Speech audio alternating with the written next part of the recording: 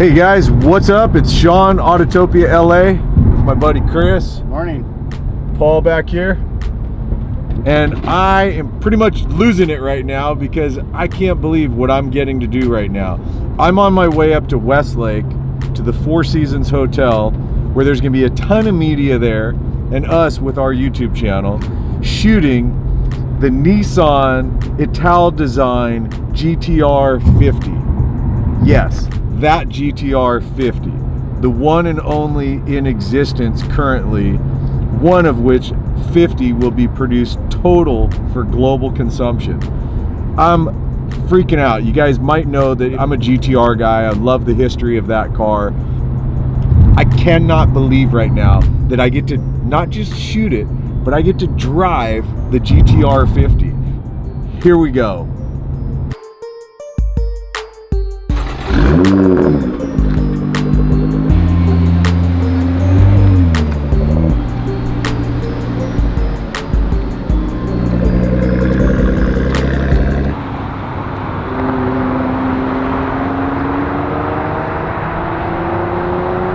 All right, you guys, I am in the friggin' Nissan Italdesign GTR 50 right now. I really am. This is really happening right now, which I can't believe.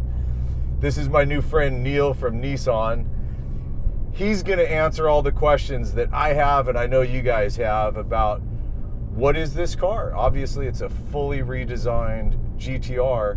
As I understand, this car starts as the platform of it's a 2018 Nismo GTR. Exactly. So Nismo GTR, and then the story behind this car is that we got together at Italdesign, this world famous, renowned Italian design house. Right, of course. They came to us and said, "Look, it's our 50th anniversary next year in 2018.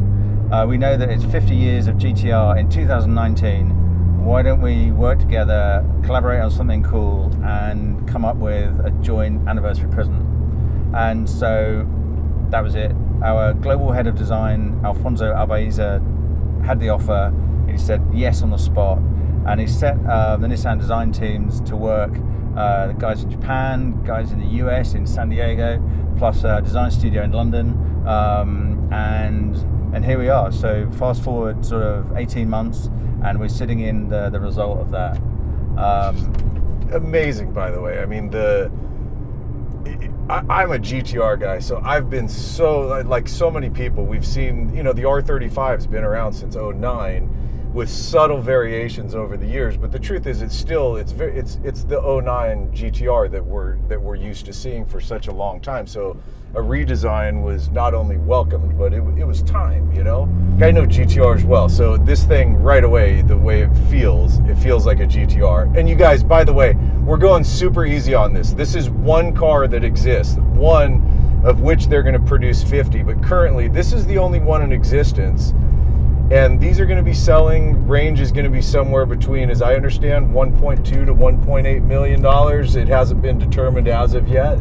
I would say, $1 million gets you in a conversation, but these kind of high-end customers that we're going to be talking to, they're going to have their own ideas of how they want to personalize their car. I think we're going to see from $1 million upwards. That's when the fun starts. So you guys bear with me while I cruise like a grandpa in this car, because it's not every day that I jump in a one-of-one car that's just been released to the world. It's the same powertrain and trans from the 18 Nismo GTR, correct? Absolutely right. So it's the 3.8 twin turbo. Yeah. So it comes out of, a Nismo has 600 horsepower. This show car, because it's got a kind of non-standard exhaust, it's probably got somewhere up towards 650. But the customer cars, we're going kind of one level up from that, and they're going to get the powertrain, which is based on the GTR Nismo, but we're going to add a lot of parts, and we're going to make a lot of changes, taking turbos, injectors, and other engine modifications based on the GT3 race car. And so once all that's done, we're going to uprate it from the front to the back, through the whole powertrain, the conrods, through the clutches and the internals of the gearbox.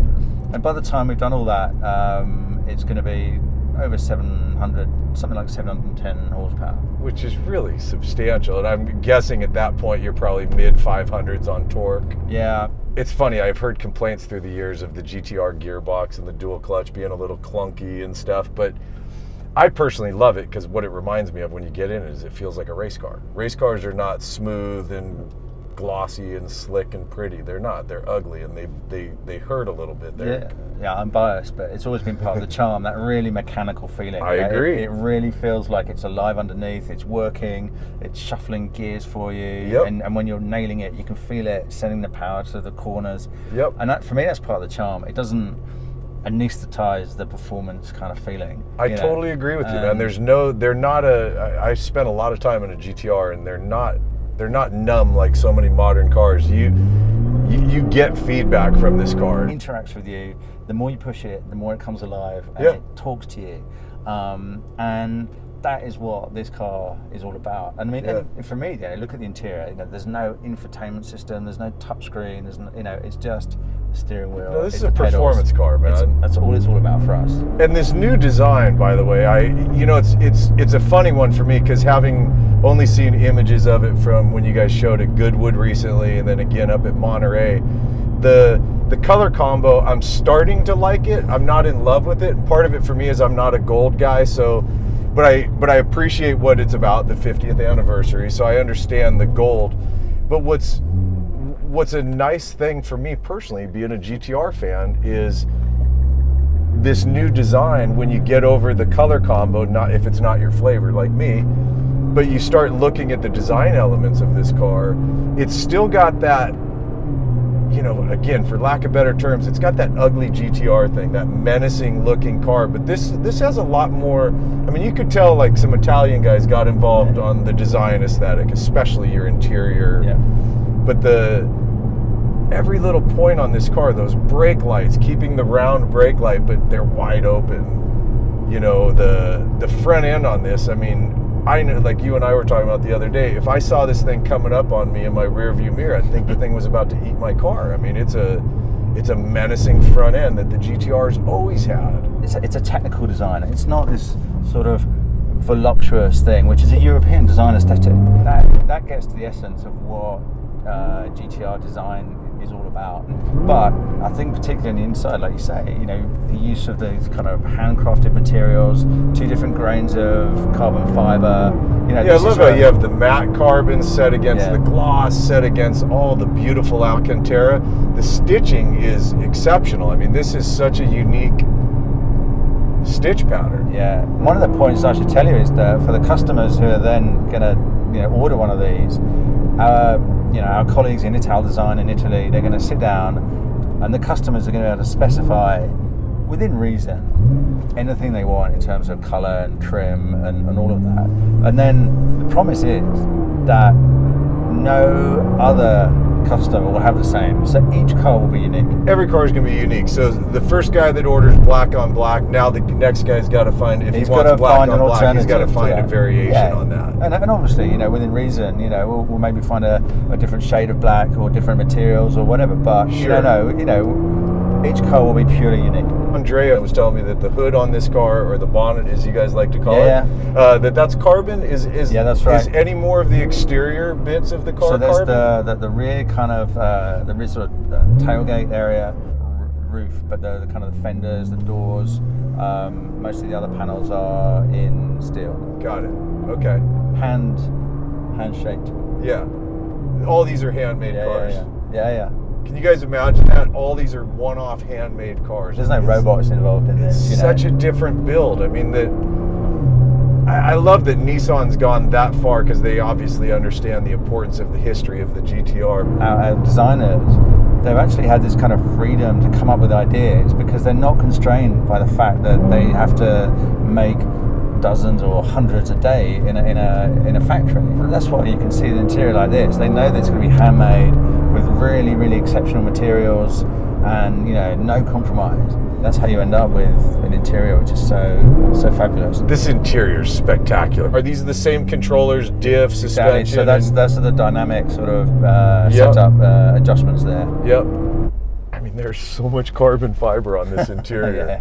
But it's not, you know, there's cars that, I don't know, dude. I'm not a mechanical guy. I'm more of I lean more in design and design aesthetic, really. And you can overdo something, you know what I mean? And all of a sudden, all that carbon fiber doesn't look so good because it's overdone. It's not tastefully done. Yeah, I don't mean to kind of blow the trumpet too much for my colleagues, but you know, they've got it right. You know, they really got it right. Lovely balance. This car is, I mean, for one, I can't believe that I'm driving the R50 right now, dude. And it happened quickly, right? Because I mean, we bumped into each other, and you're around at your place, God and you're bless like, my complex, any chance I can have a drive with that? And we're like, well, we've got an hour free. Come over, you know.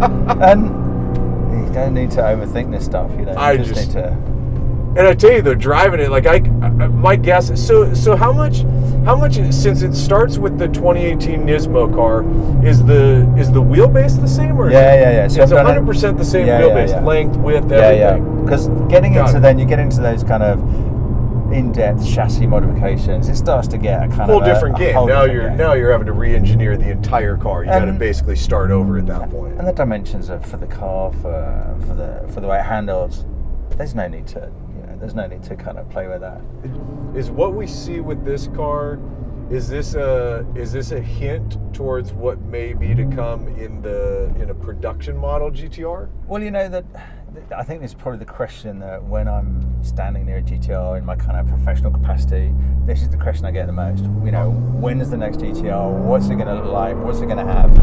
The guys, the engineering, the product planning, the designers, they're still chewing it over, and there's electrification, there's autonomous, and so sports cars run the risk of becoming irrelevant. So what we've got to do is we've got to think about the next GTR. It's got to be relevant because it will have a life of years and years. So there's a long way of saying we're still chewing it over.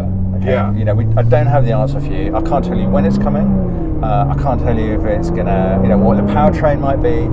But Nissan is full from the top to the bottom of car fans. You know, we are red-blooded, die-hard car fans, and I know that my colleagues in Japan who are working on this and who have to make those difficult decisions, they're making those decisions from a car fan's point of view. I can't really answer the question, right? You know, I am optimistic, but we don't know, and it's difficult. But there will be. I am confident that when it next comes, there will be a next gen GTR. I have to hope so. You know, we love sports cars. You know, I find it hard to believe that they wouldn't keep this legacy going and push forward into whatever the next version of it's going to be.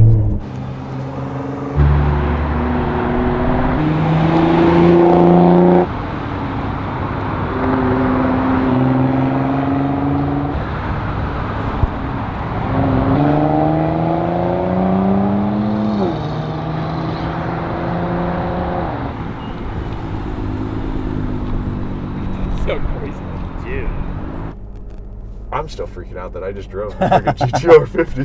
Happy we can make it happen. Dude, thank you so much. It's been an absolute pleasure. I hope you guys had a good time hanging with Neil. I'm going to just kind of enjoy this moment for a bit. This is awesome.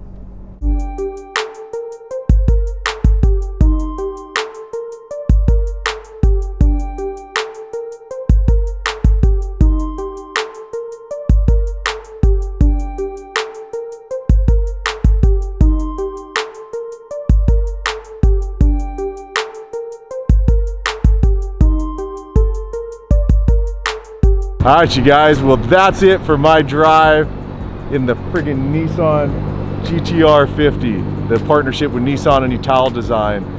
And mechanically, it's everything that I know and love about the GTR, because that is a 2018 Nismo GTR underneath this.